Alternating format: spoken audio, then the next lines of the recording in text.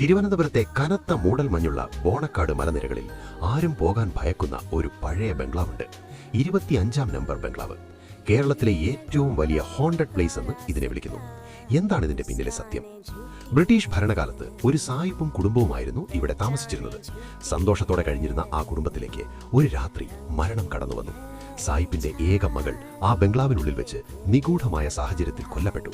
മകളുടെ വിയോഗത്തിൽ തളർന്ന സായിപ്പും ഭാര്യയും ലണ്ടനിലേക്ക് തിരിച്ചുപോയി. അതോടെ ആ ബംഗ്ലാവ് വിജനമായി. പക്ഷേ ആ ബംഗ്ലാവ് ഒഴിഞ്ഞുകിടന്നില്ല. രാത്രിയായാൽ അവിടെ ഒരു പെൺകുട്ടിയുടെ പൊട്ടിച്ചിരിയും കരച്ചിലും കേൾക്കാമെന്ന് തോട്ടം തൊഴിലാളികൾ പറയുന്നു. ജനലിലൂടെ പുറത്തേക്ക് നോക്കി നിൽക്കുന്ന ഒരു പെൺകുട്ടിയുടെ രൂപം പലരും കണ്ടിട്ടുണ്ട്. അർദ്ധരാത്രിയിൽ ആ ബംഗ്ലാവിനുള്ളിൽ വെളിച്ചം തെളിയുന്നതായും പാത്രങ്ങൾ വീട് പൊട്ടുന്ന ശബ്ദം കേൾക്കുന്നതായും നാട്ടുകാർ സാക്ഷ്യപ്പെടുത്തുന്നു. പല യൂട്യൂബർമാരും പാരാനോർമൽ ഇൻവെസ്റ്റിഗേറ്റർമാരും ഇവിടെ രാത്രി തങ്ങാൻ ശ്രമിച്ചിട്ടുണ്ട്. പലർക്കും പകുതി വഴിയിൽ ഓടിപ്പോകേണ്ടി വന്നു. ചിലരുടെ ക്യാമറകൾ തനിയെ ഓഫായി. ചിലർക്ക് ആരോ തള്ളുന്നതുപോലെ അനുഭവപ്പെട്ടു.